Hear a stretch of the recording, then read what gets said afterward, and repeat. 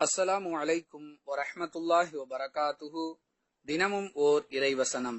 மனிதர்களை அவர்கள் செய்தவற்றிற்காக அல்லாஹ் பிடிப்பதாக இருந்தால் பூமியின் மேல் எந்த உயிரினத்தையும் அவன் விட்டு வைத்திருக்க மாட்டான்.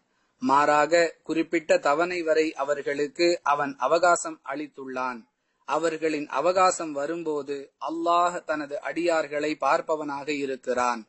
திருக்குர்ஆன் ஃபாத்திர் 35வது அத்தியாயம் 45வது வசனம்.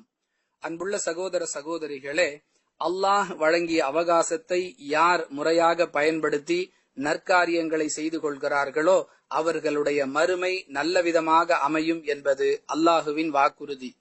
மாறாக அதை வீணடித்து தீய காரியங்களில் ஈடுபடும் பொழுது அவர்கள் தங்கள் மறுமையை நாசமாக்கிக் கொள்கின்றனர் என்பதே இதன் அடிப்படை.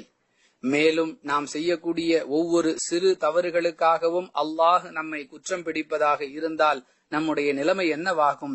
அல்லாஹ் கருணையாளன் என்பதை நிரூபிக்கும் விதமாக நாம் தொடர்ந்து பல தவறுகளை செய்து கொண்டிருந்தாலும் நமக்கு அவன் அவகாசத்தை வழங்கிக் கொண்டே இருக்கின்றான்.